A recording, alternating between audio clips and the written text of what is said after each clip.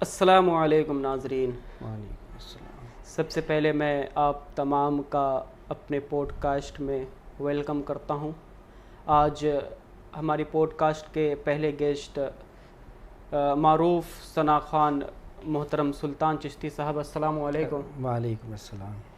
سلطان چشتی صاحب، جی فرمائیں۔ آپ کے نام کے ساتھ جو چشتی کا لاحقہ لگا ہوا ہے، اس کے بارے میں مختصراً وضاحت فرما دیں ہمارے ناظرین کو۔ یہ نسبت سرکار غریب نواز سے ہے، حضرت خواجہ معین الدین حضرت خواجہ معین الدین چشتی سنجری علیہ رحمہ، اور ارادتاً بھی میں اسی سلسلے سے دست گرفتہ ہوں اور اسی نسبت سے میرے نام کے ساتھ چشتی المشرب ہے، جی۔ مطلب چشتی سلسلے میں آپ بیت ہیں۔ جی ماشاءاللہ۔ لیکن یہ بھاگلپور میں خانقاہ شہبازیہ ہیں، وہاں جی کے ایک الحمدللہ۔ شیخ ہیں حضرت سید مسرور رازی، جی ماشاءاللہ۔ بڑے روابط ہیں ان کے ساتھ۔ جی جی جی الحمدللہ، اور سرکاروں کے ساتھ، سرکار کے اولادوں کے ساتھ جو رشتے محبت ہے وہ تو ہے ہی اپنی جگہ، لیکن حضور سید مسرور رازی شہبازی صاحب قبلہ کے ساتھ ایک ارادت کا بھی رشتہ ہے، کیونکہ میں ان کے ہاتھوں دست گرفتہ ہوں، میں ان سے طالب بھی ہوں۔ اچھا سلسلہ شہبازیہ میں۔ جی ماشاء اللہ تعالیٰ۔ یہ سلطان بھائی، جہاں تک میں آپ کو جانتا ہوں، تقریباً میری پہلی ملاقات آپ سے ایک جلسے میں 2016 یا 2017 میں ہوئی تھی۔ جی رام نگر لہر میں جلسہ ہوا تھا، لیکن اس سے پہلے جو دیکھتا تھا آپ بڑے جدت پسند معلوم ہوتے تھے، ایسا لگتا تھا کہ دین سے کوئی واسطہ نہیں ہے آپ کا، بل ایک ہوتا ہے نا سو کالڈ مسلم، وہی ہے۔ لیکن اور اللہ بہتر جانے، باطن تو مجھے نہیں پتہ ہے، ضروری نہیں جو ظاہر ہو وہ باطن بھی ہو۔ جی بے شک۔ ممکن ہے کہ آپ اندر سے متسلف فی الاعتقاد والنظریات ہوں گے، تو لیکن ظاہری طور پر اچانک سے اس طرف جو شمولیت ہوئی ہے آپ کی، کیسے؟ دیکھیے وہ تو آپ بالکل درست فرما رہے ہیں، لیکن ایک بات سے اعتراض کروں گا میں یہاں، جی جو کہ بالکل برعکس ہے آپ کے بقول، کہ ظاہری طور، جس کو آپ نے پھر وضاحت بھی خود ہی کر دی ہے کہ ظاہری طور پر، ہاں، تو یہ جو بھی بندہ زدت پسند ہے، جس کو ہم عام زبان میں انگلش میں ماڈرنزم کہتے ہیں، لبرلزم کہتے ہیں، حالانکہ ایگزیکٹ لبرلزم تو نہیں ہے، یہ ماڈرنزم ہی ہے۔ وضع قطع کو ہم انسان کا عقیدہ نہیں سمجھ سکتے، بالکل، اور وضع قطع سے ہم انسان کے اندر کی فطرت کا اندازہ بھی نہیں لیکن لگا ایک سکتے، مشابہت ہوتی لیکن ہے۔ یہ ضروری ہے کہ اگر آپ، جس سے آپ کا رشتہ ہے، جس قوم سے آپ کا رشتہ ہے، جس اسلام سے آپ کا رشتہ ہے، تو دیکھ کر بھی لگے کہ آپ اس رب تعالیٰ، اس رب قدیر کے چاہنے ماننے والے ہیں، ان کا کلمہ پڑھتے ہیں، ان کے سرکار پہ آپ کا ایمان ہے، اور اس نبی، آخر الزمان نبی کا کلمہ بھی پڑھتے ہیں آپ۔ لیکن الحمدللہ ایک بات آپ کو بتانا چاہوں گا کہ میں جب ماڈرن تھا، یہ بات غلط ہے، میں ماڈرن اب بھی ہوں، اور میں چاہتا ہوں کہ سماج میں جو متسلف اعتقادی جو ہے نا، لیکن اب ظاہر ہے، پہلے ظاہر نہیں، لیکن میں آپ کو ایک بات بتاتا چلوں، الحمدللہ ثم الحمدللہ، جب میں اسپورٹس میں تھا، اس سے پہلے میں نے جب اکنامکس آنرز میں پڑھائی کی، اچھا، تو میں نے جو ڈگری اکنامکس میں کیا بی ایس سی یا B S C economics honours میں نے کمپلیٹ کی، کلکتہ یونیورسٹی سے، اور اس کے بعد میں نے لنڈن کے ایک انسٹیٹیوٹ سے، Trade Wings Institute of Management جو ایڈنبرگ میں ہے، برٹش کاؤنسل کے ذریعے میں نے وہاں سے مینجمنٹ کی پڑھائی کی۔ اس کے بعد میں کارپوریٹس، ملٹی نیشنل کارپوریشن میں جاب پہ رہا۔ اس کے بعد پھر میں اسپورٹس میں ایک انٹرسٹ بڑھتا چلا گیا، تو اس اسپورٹس میں بھی ایز اے پروفیشنل کریئر الحمدللہ 8-9 سال تک میں نے موہن بگان جیسے نیشنل کلب آف انڈیا کے ساتھ کانٹریکٹ میں رہا، میں نے کھیلا، جس میں سے میرے سینئر وراٹ کوہلی، چمنڈا واز بین الاقوامی شہرت یافتہ کرکٹر ہیں وہ، اور محمد شامی، یہ لوگ سب میرے بیچ میٹ رہے ہیں۔ جب محمد شامی آپ کے بیچ میٹ ہیں؟ جی وہ ایک ہی کلب سے کھیلتے تھے۔ جی تو وہ ان کے ساتھ کچھ یادگار لمحے ہیں، لیکن اس وقت بھی الحمدللہ میں وضع قطع کے حساب سے ظاہری طور پہ کسی کے تصور میں جو بھی خیال آئے میرے امیج کو لے کر کے، لیکن الحمدللہ حسینی تو ہمیشہ سے رہا۔ ماشاءاللہ۔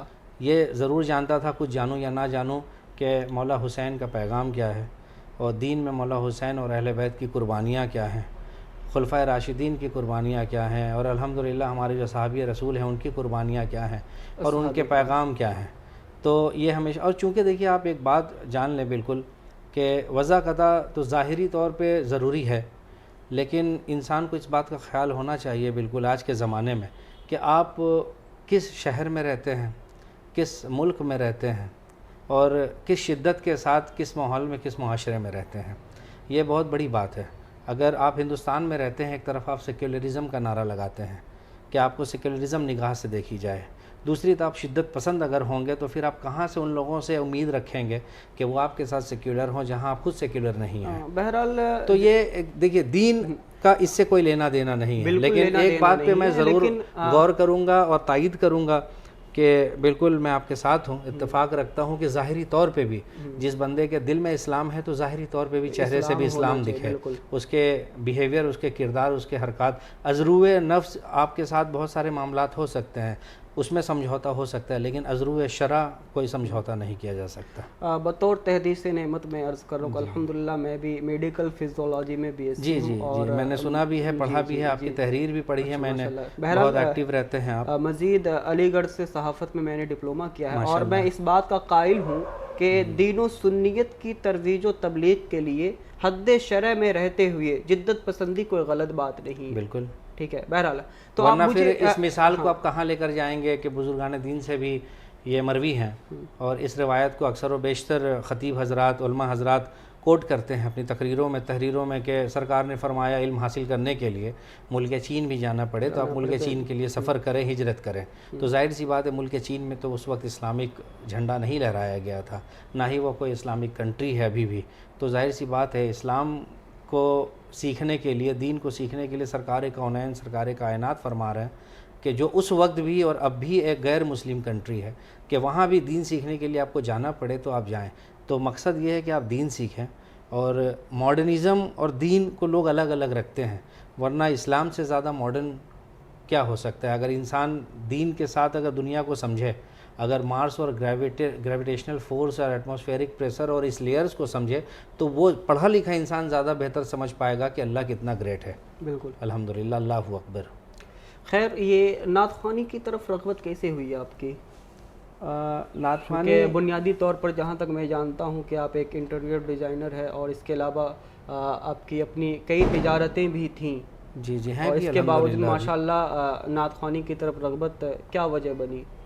دیکھیے نعت خوانی سے رشتہ جو ہے وہ تو مجھے لگتا ہے کہ جو بندہ سنی جسے ہم کہتے ہیں, اور الحمدللہ ہم سنی ہیں, اور اللہ تعالی ہمیں اس ایمان اور عقیدے کے ساتھ رکھے اور اٹھائے. تو جو بھی بندہ سنی ہوگا, اہل سنت والجماعت کا ہوگا, سنیت سے محبت رکھنے والا ہوگا, سرکار کونین کا دم بھرنے والا ہوگا, اہل بیت کا چاہنے والا ہوگا, وہ مجھے لگتا ہے چاہے وہ اسٹیج پہ پڑھے یا نہ پڑھے, منظر عام پہ آ کے پڑھے یا نہ پڑھے, لیکن وہ ظاہری طور پہ نہیں لیکن باطنی طور پہ گھر بیٹھا ضرور نعت خواں تو ہوتا ہے, کیونکہ وہ نبی اور جی یہ فطرت میں شامل ہے. خواہ وہ بشکل نثر ہو یا بشکل نظم ہو, تو وہ نعت خواں تو ہر ایک بندہ ہوتا ہے. صرف عملی جامہ پہن لی جاتی ہے کہ جو بندے آ کر کے اسٹیج پہ پرفارم کر رہے ہوتے ہیں, وہ جلسہ کر رہے ہوتے ہیں, ان کی شرکت دلوں میں ہوتی ہے, تو وہ اس محافل میں ہم دیکھتے ہیں تو لگتا ہے کہ ظاہری طور پہ وہ بندہ شاعر ہے, نعت خواں ہے, لیکن آپ یہ دیکھیں گے مخفی طور پہ آپ کو ہر ایک سنی بندہ نعت خواں نظر آئے گا. اور وہیں سے میری شروعات ہوئی. میں قصیدہ خوانی سے بھی بہت پرانا رشتہ ہے. اچھا, وہ اپنا ایک نعت خوانی کے میدان میں آنے سے پہلے آپ قصیدہ پڑھا کرتے تھے؟ میں نہیں پڑھا کرتا تھا. اچھا, اپنا ایک قافلہ ہے جو کہ مولانا قاسم مولوی صاحب قبلہ اللہ تعالیٰ انہیں غریق رحمت کرے, وہ کلکتہ کے نازشوں میں سے ایک ناز ہیں, تو انہی کے بینر تلے ایک بینر ہے جس کے زیر اہتمام ان کے قیادت میں بزم رضائے مصطفیٰ جو بینر ہے, اس کی قیادت میں جلوس محمد. بزم رضائے مصطفیٰ ایک غالباً جماعت بزم رضائے مصطفیٰ یا رضائے مصطفیٰ کے نام سے کوئی دارالعلوم بھی چلتا ہے نا مولانا؟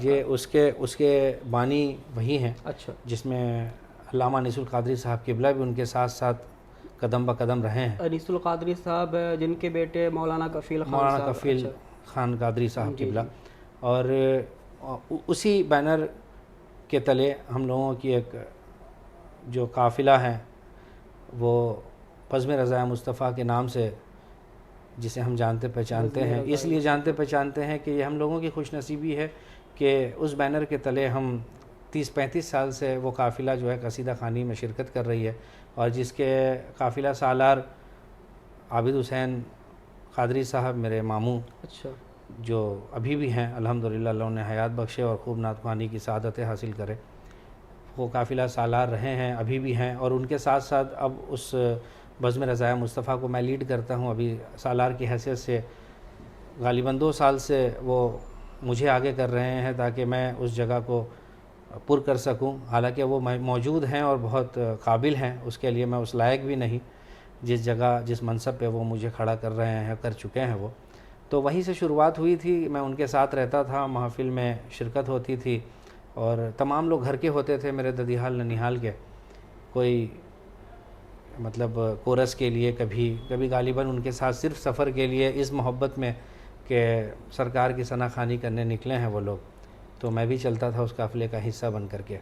تو یہ کرم ہے سرکار کا کہ وہیں سے ایک سلسلہ دراز ہوا اور دراز در دراز صدیاں ضعیف ہوتی گئیں. تو اب الحمدللہ محافل میں شرکتیں ہوتی ہیں، کچھ لکھ بھی لیتا ہوں، سرکار کونین کا صدقہ ہے اور بزرگان دین سادات اکرام کا صدقہ ہے. اور وہیں سے جو سلسلہ ابھی تک چل رہا ہے، اللہ تعالیٰ تا قیامت تک جب تک زندہ رکھے تب تک یہ سلسلہ دراز رہے، دراز در دراز رہے. مطلب کہ یوں کہنے میں کوئی قباحت نہیں ہے کہ آپ کا گھر پہلے سے ہی مذہبی تھا ماشاءاللہ. دیکھیے میں تو اور خاندان والے کافی مذہبی تھے. کیا اپنے ماموں کا نام بتایا نا آپ نے؟ عابد حسین قادری صاحب. دیکھیے مذہبی تو جو لوگ جن کا عقیدہ درست نہیں بھی ہے وہ بھی کہتے ہیں اپنے آپ کو کہ میں مذہبی ہوں، اور یہ رب کائنات ہی فیصلہ کر سکتا ہے کہ کون صحیح مذہبی ہے کون صحیح نہیں، کیونکہ بہت سارے احادیث بھی ہیں، بہت سارے اقوال بزرگان دین اور قول سرکار کونین بھی ہے کہ ہم کسی بھی مومن پہ شک نہیں کر سکتے. اگر مومن پہ شک کرتے ہیں تو گویا وہ عذاب اس طرح ہے کہ جیسے کہ اپنے مرے ہوئے بھائی کے دل کا گوشت کھانے کے برابر. اللہ اکبر کبیرہ. تو بہرحال کون مومن ہے اور کون مذہبی ہے نہیں پتہ، لیکن ہم اہل سنت والجماعت الحمدللہ جو سرکار کا بھی دم بھرتے ہیں، اہل بیت کے بھی غلام ہیں، اصحاب رسول کے بھی چاہنے والے ہیں. تو ہمیں تو اپنا یہی گھروندہ پیارا ہے، یہی باغ بغیچہ پیارا ہے کہ قدموں کے دھول بنا کر کے رکھے، لیکن رکھے تو اسی باغ بغیچے کا حصہ رکھے. میں نے جس پروگرام میں سب سے پہلے آپ کو سنا تھا وہ غالباً جلسے کا پروگرام تھا، یا میں کلام پڑھا تھا سید اعلیٰ حضرت امام اہل سنت کا لکھا ہوا، وہ سوئے لالا زار پھرتے، بہت زبردست پڑھے تھے. یہ محبت آپ کی، اگر آپ نے سنا تھا آپ کو پسند آئے کرم اللہ کا. تو جی وہ غالباً کسی مسجد میں ہی سنا ہوگا آپ نے، نہ دھان کھیتی جامع مسجد میں. جی شب معراج کے تعلق سے اس مسجد میں میلاد شریف کا اہتمام کیا جاتا ہے. مولانا شاہد القادری صاحب کی قیادت میں محفل ہوتی، غالباً وہی امام بھی تھے، ابھی وہی امام ہیں. جی تو میری شرکت اور ہوئی تھی. حلقہ ذکر کا بھی اہتمام ہوتا ہے. جی شب معراج میں ایک میلاد شریف اور حلقہ ذکر اس طرح سے اس پوری رات کو، اس شب کو شب بیداری میں سرکار کی محبت میں وقف کر دیا جاتا ہے. اللہ تعالیٰ ان خدمات کو قبول کرے جو لوگ شرکت کرتے ہیں اس میں. اور صرف وہیں نہیں، ایسا نہیں ہے کہ صرف دھنکیتی مسجد میں، تمام مسجدوں میں، کلکتہ میں، پورے ہندوستان میں، خاص کر مٹیا برج گارڈن ریچ میں جامع مسجد میں جہاں ہم لوگ رہتے ہیں، آپ نے بھی دیکھا ہوگا، آپ بھی وہیں کے ہیں. تو تمام تر مسجدوں میں اس کا اہتمام کیا جاتا ہے اور بہت کثرت سے کی جاتی ہے.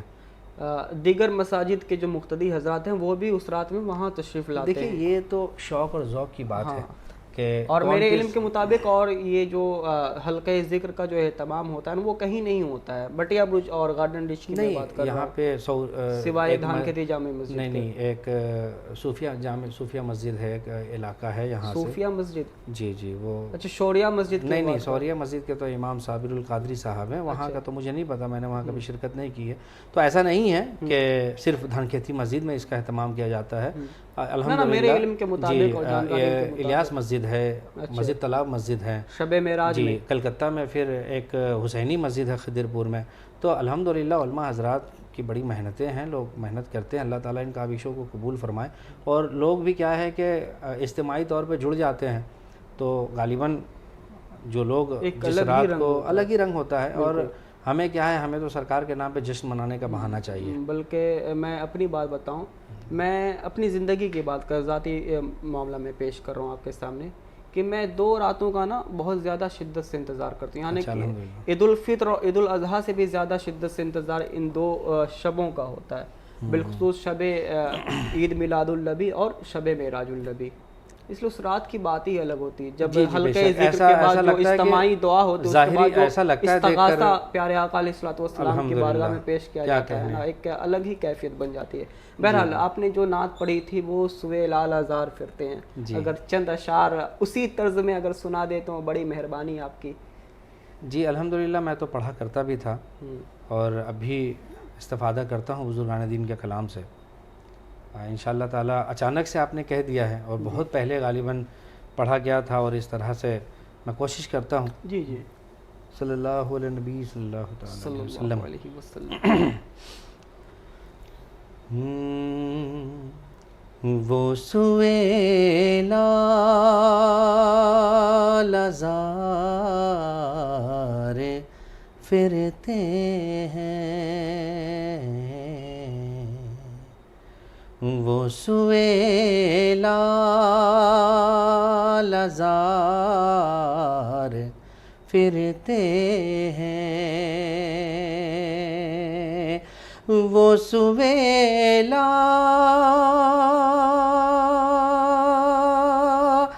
آزار پھرتے ہیں، وہ سوے لال آزار پھرتے ہیں، تیرے دن نئے بہار پھرتے ہیں، تیرے دن نئے بہار پھرتے ہیں. اور فاضل بریلوی فرماتے ہیں محبت میں اس طرح کہ اس گلی کا حاصل کلام شعر ہے یہ. گدا ہوں میں جس میں اس گلی کا گدا ہوں میں جس میں مانگتے تاجدار پھرتے ہیں، مانگتے تاجدار پھرتے ہیں، وہ سوے لال آزار پھرتے ہیں. اور ایک سے ایک بڑھ کر بے شمار اشعار ہیں اس کلام میں. میں بس آپ کو ایک اور شعر سنا دیتا ہوں جو مجھے بہت پسند ہے انشاءاللہ. یہ اپنا عقیدہ بھی ثابت کرتا ہے الحمدللہ، اور اس عقیدے پہ چلنے کا جذبہ بھی عطا کرتا ہے. مجھے بڑا پیارا ہے یہ شعر. وہ سوے لال آزار پھرتے ہیں.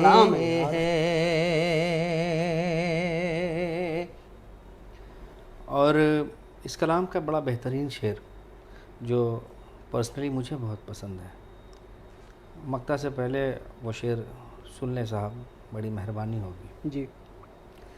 وہ سوے لال آزار پھرتے ہیں، لاکھوں قدسی ہے کار خدمت پر، لاکھوں قدسی ہے کار خدمت پر، لاکھوں گردے مزار پھرتے ہیں، لاکھوں گردے مزار پھرتے ہیں، وہ سوے لال آزار پھرتے ہیں. اور اس کلام کا مقطع کچھ اس طرح ہے. کوئی کیوں پوچھے تیری بات رضا، کوئی کیوں پوچھے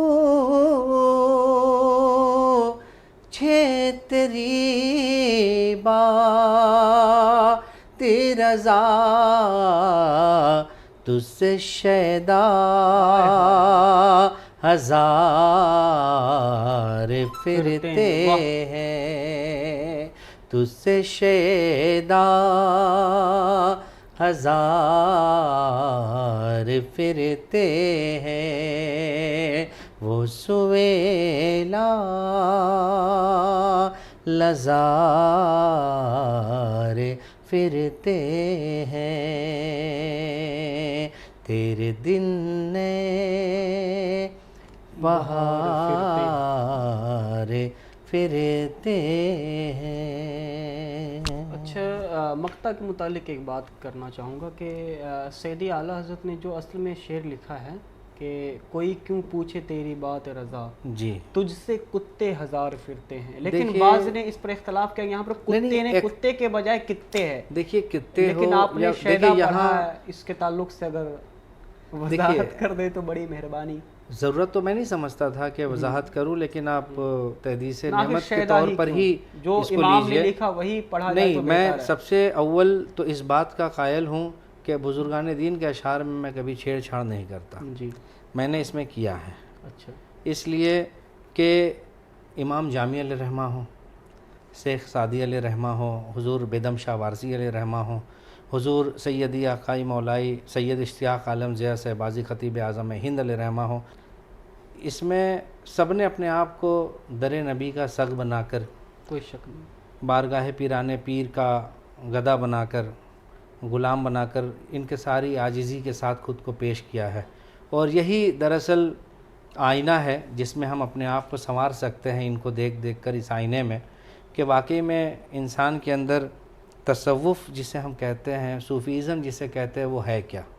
تو یہ ان کے محبت کا مقام کہ انہوں نے اپنے آپ کو بارگاہ نبی میں کس طرح بنا کر پیش کیا، لیکن میں ایک ادنا غلام، میری زبان میں وہ طاقت نہیں، کم سے کم کوئی پڑھتے ہوں تو پڑھتے ہوں، میں انہیں غلط بھی نہیں کہتا، میری حیثیت بھی نہیں کہ میں انہیں روکوں، لیکن میرا دل جو ہے گوارا نہیں کرتا کہ میں یہاں پہ کتے پڑھوں، اس لیے کہ یہ ان کی محبت ہے، اور بھی جو بزرگان دین گزرے ہیں، اور امام جامی علیہ رحمہ الحمدللہ کیا شان، شیخ سعدی علیہ رحمہ، تو ان لوگوں نے اپنے آپ کو جس طرح سے بارگاہ الہی میں، بارگاہ رب کائنات میں، بارگاہ سرور کائنات میں پیش کیا ہے، اس کا کوئی مثال پیش نہیں کر سکتا۔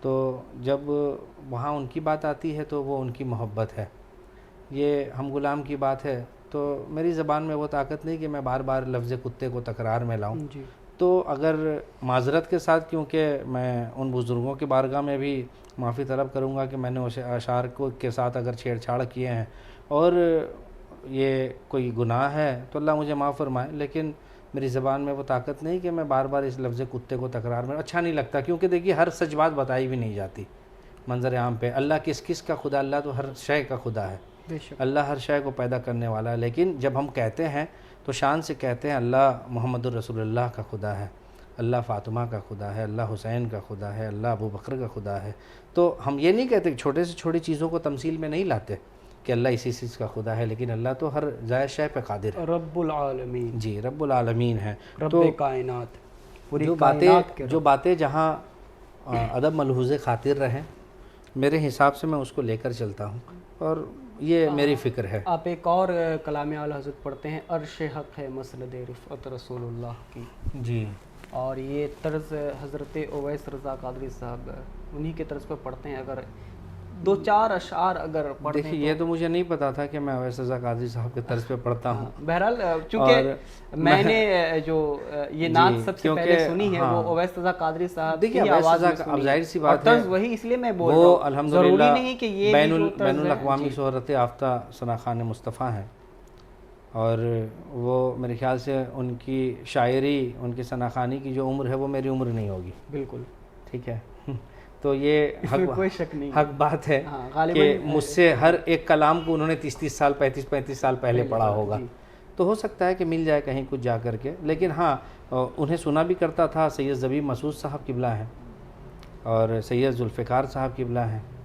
اس کے بعد قاری شاہد محمود صاحب قبلہ ہیں. ہمارے ہندوستان میں بھی بہت بڑے بڑے شعراء ہیں, لیکن میں کوشش یہ کرتا ہوں کہ ان کا احترام کو رکھتے ہوئے ان کی کاپی نہ کروں, اچھا ماشاء اللہ, نقل نہ کروں, اور کچھ ہو سکے اور ایک ٹوٹی نیا پھوٹی انداز محنت ہو. ہی صحیح, بھلے سے سننے میں تھوڑا خراب لگے, لیکن ایسا بھی نہ ہو کہ کانوں میں گرا گزرے. عذرو شرع کچھ غلطی بھی نہ ہو کہ کوئی ایسی طرز نہ انتخاب ہو جائے جو کہ کوئی بیہودہ گانوں سے جا کر کے مل جائے. میں کوشش کرتا ہوں ان سب چیزوں سے پرہیز کروں. تو اس کے بعد دیکھیے بہر ایک ایسی چیز ہے, کہیں نہ کہیں جا کر کسی نہ کسی کے طرز کو کسی نہ کسی کے طرز میں جا کے مل جانا ہے, چاہے وہ غزل سے ہو, قوالی سے ہو, نعت خوانی سے ہو, منقبت خوانی سے ہو. تو یہ بہر کا معاملہ ہے, یہ ہونا ہی ہے, یہ فنی فارمولہ ہے, یہ فنی معاملہ ہے. تو بہرحال ہاں پڑھتا تو ہوں بالکل. اور اس کے چند شعر میں سنا دیتا ہوں. اور آج تو آپ اس طرح امتحان لے رہے ہیں, ایسے ایسے کلام جو کہ ایک تو بہت پہلے میں پڑھتا تھا اور بہت شوق سے پڑھتا تھا, اور ذوق بھی ایک حجت ہے نا. دیکھیے ذوق تو ایک حجت نہیں ہے, میں تو بولتا ہوں ذوق ایک دلیل ہے. اگر کوئی کام ذوق سے کرتے ہیں وہ آپ کے لیے دلیل بن جاتی ہے.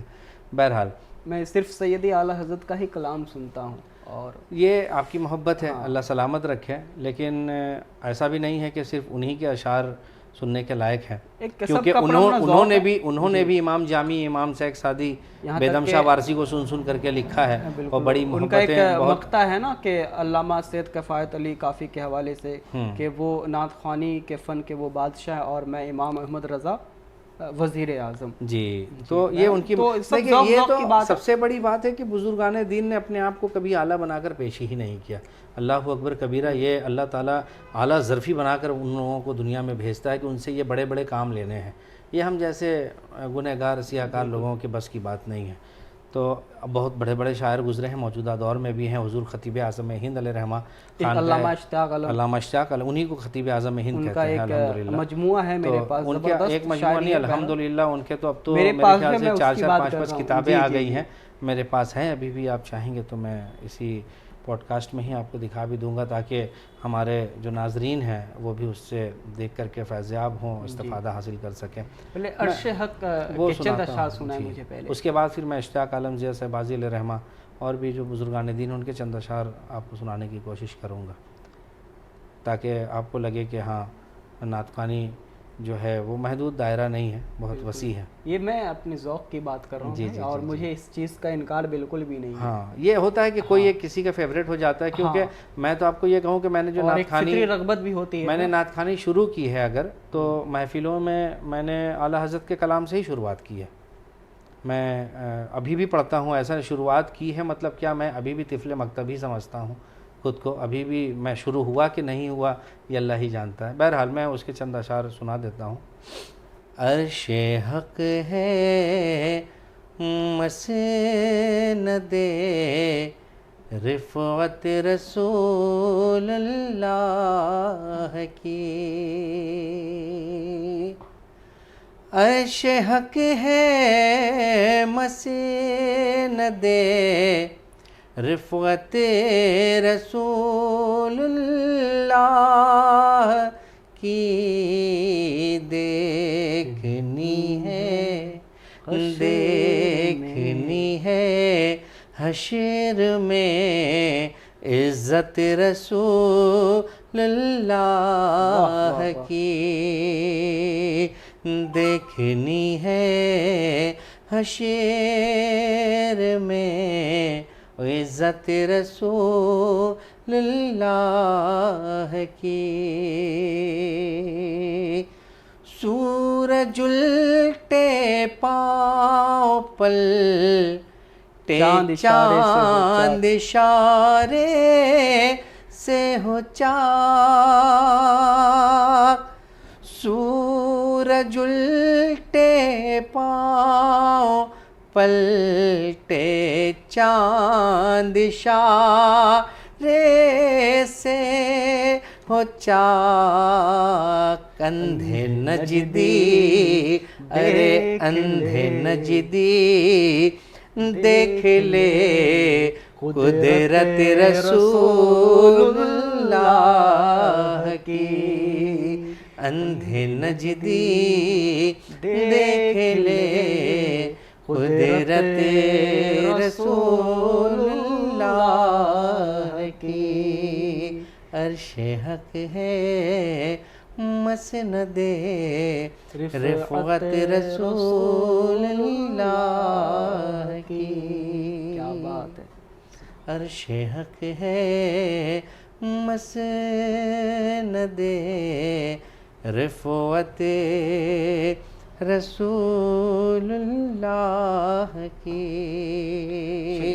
لا ورب العرش جس کو جو ملا ان سے ملا لا ورب العرش جس کو جو ملا ان سے ملا بڑھتی ہے کونین میں نعمت رسول اللہ کی بڑھتی ہے کونین میں نعمت رسول اللہ کی عرش حق ہے مسند رفعت رسول اللہ کی. چلیں ایک آخری فرمائش. علامہ اشتیاق عالم شہبازی جی علیہ الرحمہ کے کلاموں میں سے جو سب سے زیادہ پسند ہے آپ کو اس کے چند اشعار سنا دیں. دیکھیے اگر آپ ان کے دیوان کو پڑھیں گے جی تو جلوہ گل لفظ لفظ ایک کتاب ہے اور برگ ثنا ہے, اس کے بعد اور میرے شب پاس حروف کے برگ شجر ثنا ہے. ہی ہے. جی تو آپ اس میں آپ اس فیصلے تک نہیں پہنچ پائیں گے کہ کون سا کلام آپ کو پڑھنا ہے, لیکن اپنے ذوق لیکن کے انشاءاللہ مطابق جو تعالیٰ سب جو سے کلام زیادہ پسند ہو. جو میں تو یہ سمجھتا ہوں کہ جو سرکاروں کا کرم ہے کہ وہ جو کلام چاہتے ہیں وہی کلام بندہ پڑھ لیتا ہے. تو کچھ کلام جو مجھے یاد ہے الحمدللہ میں شوق سے پڑھتا ہوں تو میں سنانے کی کوشش کرتا ہوں. اور جو سب سے پہلا کلام جو میں نے ان کا پڑھا تھا تو وہ ابھی بہت مشہور زمانہ ہے, سب لوگ پڑھتے ہیں. جی سنائیں آپ. میں وہی سنا دیتا ہوں آپ کو. تیرے کرم کا تیرے کرم کا تیری عطا کا نقشہ ہی کچھ ایسا ہے. تیرے کرم کا تیری عطا کا نقشہ ہی کچھ ایسا ہے. سب کے دامن بھر جاتے ہیں, سب کے دامن بھر جاتے ہیں, صدقہ ہی کچھ ایسا ہے. تیرے کرم کا تیری عطا کا نقشہ ہی کچھ ایسا ہے. آنکھ ملے جبریل قدم سے عرش بلائیں بڑھ کر لے. آنکھ ملے جبریل قدم سے عرش بلائیں بڑھ کر لے. آنکھ ملے جبریل قدم سے عرش بلائیں بڑھ کر لے. پتھر مومنا کیوں ہو جائے, پتھر مومنا کیوں ہو جائے, تلوار ہی کچھ ایسا ہے. تیرے کرم کا تیری عطا کا نقشہ ہی کچھ ایسا ہے. اور آخری شعر سماعت کر لیں جی جی. جو کہ اہل سنت والجماعت میں چاہوں گا کہ بچے کو یاد کرا دی جائے. یہ اپنے عقیدے کا شعر ہے. اللہ تعالیٰ اس عقیدے کے ساتھ اٹھائے. آمین. اونچے اونچے اونچے اونچے اونچے اونچے تاجوروں کے سر ہیں خم ان قدموں پر. اونچے اونچے تاجوروں کے سر ہیں خم ان قدموں پر. اونچے اونچے تاجوروں کے سر ہیں خم ان قدموں پر. میرے نبی کے گھر والوں کا میرے نبی کے گھر والوں کا رتبہ ہی کچھ ایسا ہے. میرے نبی کے گھر والوں کا رتبہ ہی کچھ ایسا ہے. تیرے کرم کا تیری عطا کا نقشہ ہی کچھ ایسا ہے. اچھا ایک بات غالباً اسی طرز پر بولنے یا اسی زمین پر بولے کہ علامہ مدنی میں کا بھی ایک کلام ہے نا جی جو اویس رضا قادری صاحب پڑھتے ہیں, کیا ہے جی جی جی ایک شعر ہے نا کہ بیٹا ہی کچھ ہے بیٹا ہی کچھ ایسا ہے اور پشت نبی پر. جی جی جی اس طرح کے کچھ اشعار ہیں کہ مدینے وہ طیبہ کی گلیوں کا ذرہ ہی کچھ ایسا ہے. جی جی. اور یہ تو قسم خدا کی اس محبت پہ سرخم ہے. دونوں کلام اپنی اپنی میں نے بے پناہ سلام ایسے بزرگوں کو کہ جن میں کتنی محبت ہے. آج کوئی نونہال شاعر جو خود کو سیلف پروکلیمڈ پوئٹ جسے ہم کہتے ہیں, سیلف پروکلیمڈ شاعر جو ہے, تو وہ اتنا جو گھمنڈی ہوتا ہے یا اتنی زیادہ شدت ہوتی ہے اس کے اندر کہ اگر ایک مصرع اس نے کہیں سے چسپا کر لیا ہے تو اس کو اگر آپ کہہ دیں کہ یہ فلاں بزرگ کے مصرعے سے اس کا رشتہ ہے اور اس کے مفہوم کا رشتہ جو ہے فلاں بزرگ کے شعر سے, فلاں بزرگ کے اس مصرعے سے ہے, تو وہ باضابطہ بالکل آپ کو انکار کرے گا کہ نہیں یہ تو میری اپنی نئی فکر ہے. بالکل جیسے کہ وہ 1400 سال پہلے حضور کے زمانے میں زندہ تھا اور آج تک زندہ ہے. اللہ اکبر. لیکن یہ بزرگان دین کی محبت دیکھیے کہ اگر ایک بزرگ قلم چلاتے ہیں تو اسی زمین پہ انہی اشعار کو مزید بڑھاتے ہوئے محبت کے ساتھ دوسرے بزرگ بھی قلم اٹھا کر اس پہ مزید اشعار کہہ دیتے ہیں اور اسے بھی سراخوں پر رکھتے ہیں. اور اسے بذوق, میں آپ کی بات کاٹتا ہوں معذرت کے ساتھ, اس پہ نورانی میاں قبلہ نے بھی طب آزمائی کی الحمدللہ, اور بہت خوبصورت کلام کہا ہے انہوں نے. عذروِ فن کوئی عیب ہے بھی نہیں, کوئی عیب بھی نہیں, یہ فن تو بالکل ہے, فن تو ہے ہی, جو مخفی ہے یہاں جسے ظاہر ہونا چاہیے, جس کی کمی ہے یہاں پہ وہ ہے محبت. اگر آپ کہہ رہے ہیں اور اس بات کو کہہ کے کہیے بالکل ایک دم محبت کے ساتھ علل اعلان کہ یہ فلاں بزرگ کے لکھے ہوئے اشعار ہیں, میں اس پہ طب آزمائی کر رہا ہوں, میں کوشش کر رہا ہوں. بہت ساری مثالیں مل جائیں گی. تو اب یہ دیکھیے نا, مدنی میاں قبلہ وقت کے الحمدللہ شیخ الاسلام, وقت کے مجدد, اور وہ اگر اشتیاق عالم زیاد صاحبازی علیہ رحمہ کی زمین پہ کہہ رہے ہیں اور بڑی محبت سے اور بہت گہرا رشتہ رہا, میں آپ کو بتاتا چلوں. صرف انہی بزرگوں کے مابین یہ معاملہ نہیں رہا, بہت ساری مثالیں ہیں. ہر ایک بزرگوں, خود سیدی اعلیٰ حضرت نے یہ کلام لکھا ہے, کون سا کلام, جان ہے عشق مصطفیٰ جی روز فزوں کرے خدا, جان ہے عشق مصطفیٰ روز فزوں کرے خدا. اس کے بعد کا کیا مصرع ہے, جس کو ہو درد کا مزہ نازِ دوا اٹھائے کیوں. یہ غالب کی زمین پر سید اعلیٰ حضرت نے یہ کلام لکھا. اور ادھر آ جائے حضور مفتی اعظم ہند علیہ رحمہ کا کلام ہے, تو شمع رسالت ہے عالم تیرا پروانہ.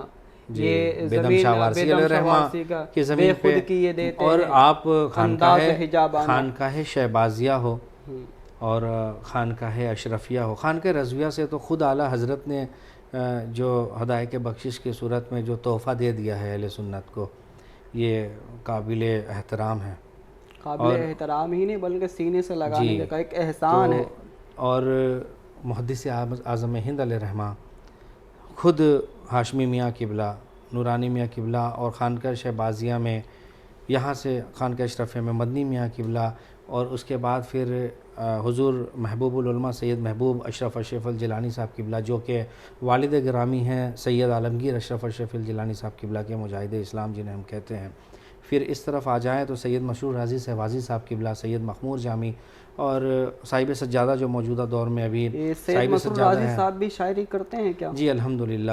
اور میں تو یہ کہوں گا بہت عام فہم جملوں میں کہ یوں سمجھ لیجئے کہ شاعری اور خطابت تو اس در کی کنیز ہے. جی اس در کی کنیز ہے کہ ہاتھ باندھے مصرے کھڑے ہوتے ہیں کہ حضور مجھے لیا جائے، حضور مجھے لیا جائے.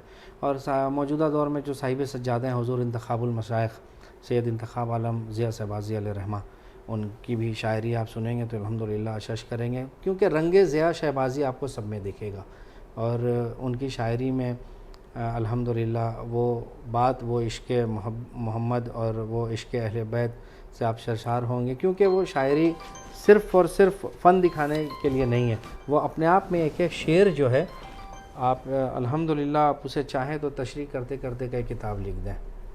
ایک آخری سوال آپ سے، نعت خوانی یہ آپ کا پیشہ ہے یا ذوق؟ دیکھیے اب چونکہ میں سفر جب کرتا ہوں اور لوگ جو نبی کے صدقے نذرانہ پیش کرتے ہیں، چاہے وہ جاد راہ کی صورت میں ہو یا پھر پروگرام میں شرکت کرنے کی صورت میں، تو اس سے تو انکار نہیں کر سکتا کہ میں نہیں لیتا ہوں. محبتاً جو پیش کرتے ہیں میں لیتا ہوں، اور میں اپنے ضمیر کا سودا کر کے جلسہ بھی نہیں پڑھتا، کہ ایسا نہیں کہ مجھے جلسہ پڑھنا ہے تو میں کوئی بھی جلسہ پڑھوں گا چاہے جیسے بھی پڑھوں. میں بہت چوزی ہوں ہر معاملے میں. جب انسان جب کپڑے سے لے کر گھڑی سے لے کر اپنی وضاقتہ کا خیال رکھتا ہے کہ کیا چیز پہننی ہے، کیا چیز نہیں پہننی، کیا استعمال میں لانا ہے، کیا استعمال میں نہیں لانا ہے، جس سے آپ کا نہ شرعی کوئی گرفت ہے نہ عقیدے پہ کوئی گرفت ہے، تو میں محفل کو بہت چن کے پڑھتا ہوں، کیونکہ وہاں شرعی گرفت بھی ہے. اور ظاہر سی بات ہے ان محفلوں میں جاتا ہوں جہاں کوشش کرتا ہوں ضمیر کا سودا کر کے جلسہ نہ پڑھا جائے. ورنہ آج آپ کی ڈیٹ میں آپ دیکھیں گے مشغلہ تو بہت سارے لوگوں کا، میں یہ بھی نہیں کہوں گا جن کا مشغلہ ہے تو وہ غلط کر رہے ہیں. اللہ تعالیٰ نے اب ایک ذریعہ انہیں دے دیا ہے، ان کے پیچھے کئی لوگ ہیں، ان کے فیملی میں ان کے بچے ہیں، ان کی والدہ ہیں، ان کی اہلیہ ہیں. خیر یہ شرعی مسئلہ ہے، نہیں کلام نہیں کر سکتے ہیں. تو یہ جو ہے نہیں شرعی مسئلہ ہے، لیکن جو لوگ بہت اچھے لوگ موجود ہیں ابھی اللہ ماشاء اللہ. آپ دیکھیں گے نیگیٹو کے ساتھ پازیٹیو ایگزامپلس بھی آپ کو ملیں گے، تو ہم اچھی چیزوں کو دیکھیں گے. تو میں مشغلہ تو نہیں بنایا ابھی تک، لیکن ہاں انشاءاللہ تعالیٰ اپنی تیاری میں کسی پروفیشنل سے کم بھی نہیں رکھنے کی کوشش کرتا. کیونکہ دیکھیے اسٹیج ہے، عقیدت ہے، محبت ہے، لیکن میں آپ کے چینل کے ذریعے، اس پوڈ کاسٹ کے ذریعے یہ بات چھپا بھی نہیں سکتا کہ اسٹیج ایک کمپٹیشن بھی ہے. تو اگر آپ کو بہت زیادہ محبت ہے اور صرف محبت ہی چاہیے تو گھر میں مصلی بچھائیے اور قبلہ رخ بیٹھ جائیے اور نبی کو سنائیے، اہل نبی کو سنائیے، اہل بیت کی شان میں پڑھتے رہیے. اللہ وہاں حاضر ہے، سرکار سن رہے ہیں، نواز رہے ہیں. اسٹیج پہ سب کچھ ہے، اسٹیج پہ دکھاوا بھی ہے، اسٹیج پہ فن بھی ہے، اسٹیج پہ عقیدہ بھی ہے، اسٹیج پہ محبت بھی ہے. تو اسٹیج پہ آپ کو سب کچھ ملے گا. اچھا، ہندوستان اور بر صغیر، پورے بر صغیر کی میں بات کر رہا ہوں، کچھ ایسے نعت خوان ہیں، ہے نا، ایک لمبی فہرست بن جائے گا، ایسے نعت خوانوں کے نام کی فہرست بنائی جائے تو جو اس طرح کی باتیں کرتے ہیں کہ میرے اکاؤنٹ میں پہلے اتنی رقم آپ بھیج دیں اس کے بعد میں آؤں گا. اس طرح کے نعت خوانوں کے تعلق سے کیا خیال ہے؟ دیکھیے کیا رائے ہے، بر صغیر اس پر کیا تبصرہ فرمائیں گے آپ؟ بر صغیر کی بات تو دور کی بات ہے، یہ حالات تو اپنے ہندوستان کا بھی ہے. پورے میں بر صغیر کی بات کر رہا ہوں. نہیں بر صغیر میں خاص کر کے ہندوستان کو الگ کر دیا تھا پہلے، کیونکہ چونکہ ہم ہندوستان میں بھی بیٹھ کر بات کر رہے ہیں تو میں اپنے ملک کو بھی اس میں جوڑ کر بات کر رہا ہوں، اور خاص کر کے اپنے شہر کو بھی جہاں ہم رہتے ہیں. دیکھیے جو پہلے اکاؤنٹ میں لگانے کا معاملہ ہے، آپ اسے بہتر سمجھ پائیں گے یا جو لوگ سن رہے ہیں وہ سمجھ پائیں گے، اور اس سے ایک اصلاح بھی ہونی چاہیے. اگر ہو سکتا ہے ہمارے اس گفتگو سے کوئی اصلاح کا راستہ نکلے تو اللہ تعالیٰ اس پہ جزائے خیر عطا کرے. دیکھیے مجبور ہوتے ہیں کمیٹی والے بھی، جو لوگ آرگنائز کرتے ہیں جلسے کو، اور مجبور ہوتے ہیں وہ شاعر اور وہ خطیب بھی۔ اول اگر آپ کلکتہ سے گجرات سفر کر رہے ہیں، تمثیل کے طور پہ میں بتا رہا ہوں، اگر آپ کو دین کی بہت محبت ہے، دین کا کام کرنے کا جذبہ ہے آپ کے اندر، اور اللہ نے آپ کو مالی طور پہ وہ استقامت عطا کی ہے کہ آپ اپنے سے ہر ایک خرچ پہ استقامت رکھ کر کے بلا کسی پریشانی آپ وہ افورڈ کر سکتے ہیں، تو آپ نے فلائٹ کی ٹکٹ کرائی ہے، اے سی کی ٹکٹ کرائی ہے، جیسے بھی آپ چاہیں وہ پہنچ گئے، اللہ نے آپ کو عطا کیا ہے۔ لیکن کچھ خطیب اور کچھ شاعر ایسے بھی تو ہوں گے کہ جن کے پاس اتنے اخراجات بھی نہیں ہیں کہ وہ لگا کر کے وہاں تک پہنچے، اول۔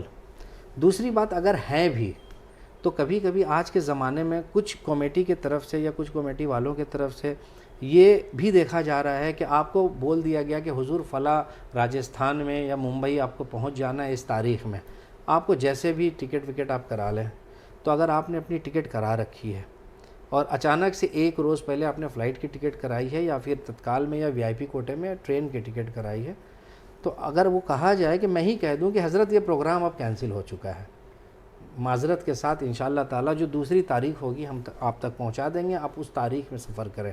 اب یہ جو اپنے پاس سے 5-6 ہزار روپے لگائے تھے، ٹھیک ہے، تو وہ تو سمجھ لیجئے اگر آپ اس کو افورڈ کرنے کے لائق ہیں، اس نقصان کو برداشت کرنے کے لائق، تو آپ برداشت کر لیں گے، لیکن ہر علماء شعراء کے حالات تو ایسے نہیں ہیں، اور ہے بھی تو وہ اپنے پیسے برباد کیوں کریں؟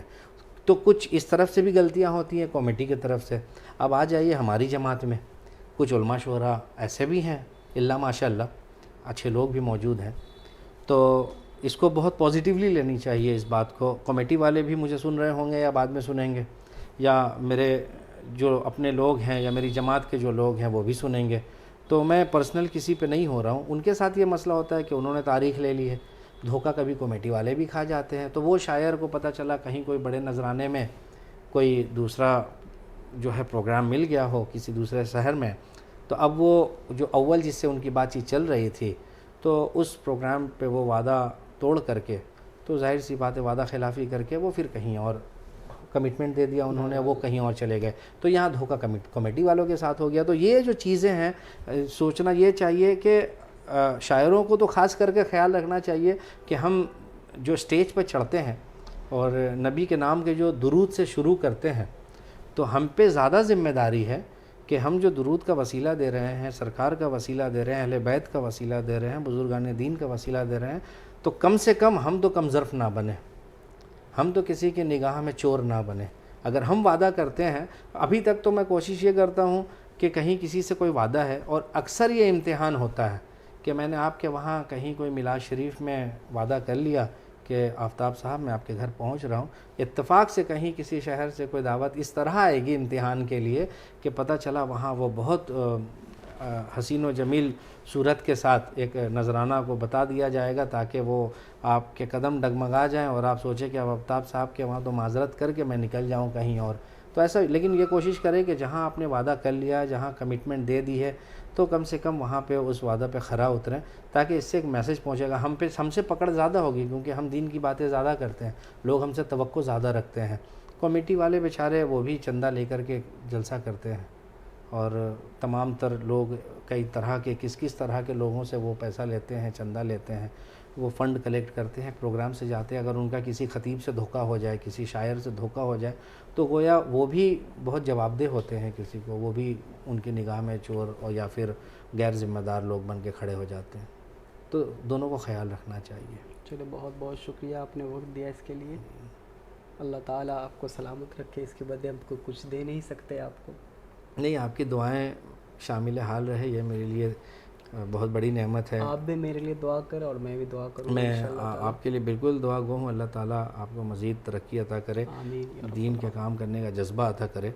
آپ کی عمر بھی بہت کم سین ہے الحمدللہ ابھی، اللہ تعالیٰ اور زیادہ آپ کو عمر خجر عطا کرے اور دین کا کام لے آپ سے، آمین یا رب۔ مزید آپ اور ترقی کریں، چاہے بہت شکریہ ناظرین آپ کا کہ آپ نے میری پوڈ کاسٹ کو شروع تا آخر دیکھا، اور جہاں ہم سلطان چشتی صاحب کے متشکر ہیں وہیں ہم آپ کے بھی متشکر ہیں۔ بہت بہت شکریہ، سلامت رہیں، باکرامت رہیں، السلام علیکم ورحمۃ اللہ۔